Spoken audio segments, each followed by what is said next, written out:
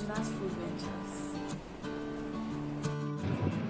Black rice, also called as forbidden rice, is a very nutritious variety of rice with an unique, amazing flavor of its own.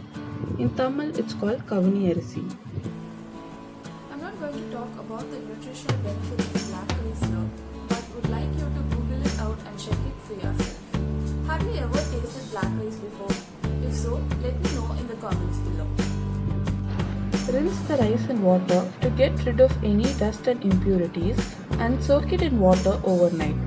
Soaking is important because black rice takes a long time to cook. Strain the water and do not throw it away as we are going to use the strained water to cook the rice.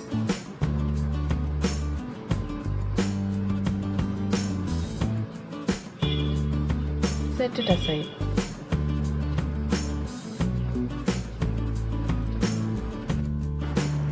We will need some sliced onions, paneer cut into cubes, salt, chilli powder, chopped chillies. We are using both chilli powder and chopped chillies in this recipe, but however you can adjust the quantity based on how spicy you want it to be, and some ginger garlic paste. For the whole spices I am using 2 cardamoms, 2 cloves, 1 piece of cinnamon, 1 bay leaf and 1 teaspoon of cumin seeds. I am using ghee for this dish, however you can substitute it with any oil of your choice. Let's start by shallow frying the paneer in a little ghee. Sprinkle some salt and chilli powder and fry it until golden on all sides. Set it aside. Pressure cooker and would suggest you to do the same as black rice won't cook easily on a regular pot. Heat some ghee and add the whole spices.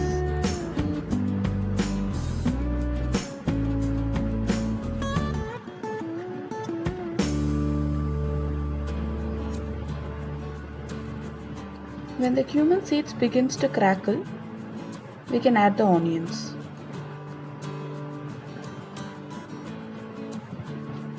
Sauté the onion until it begins to turn brown.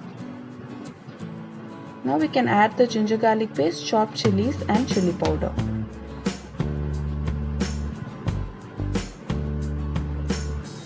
Stir it in. Measure out 2.5 cups of the rice soaked water for 1 cup of rice and pour it in.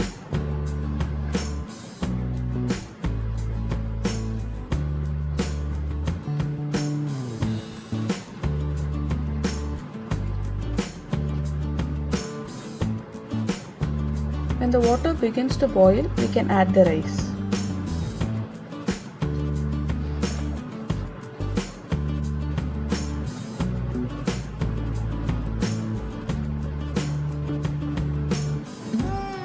Add salt and close the cooker and cook it for 10 minutes in medium heat.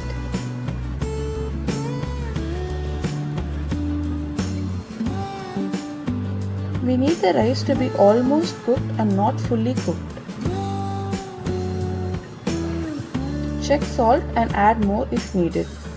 Add the fried paneer cubes and give it a gentle stir and cook it for another 5 minutes until the rice is completely cooked.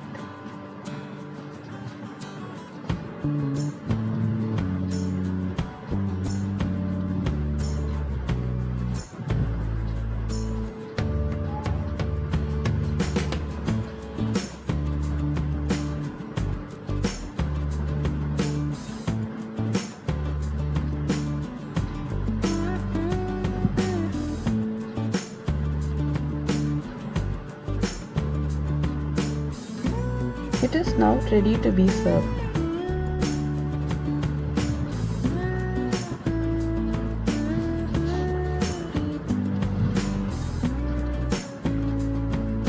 Garnish with onion rings, fresh coriander and lemon wedge.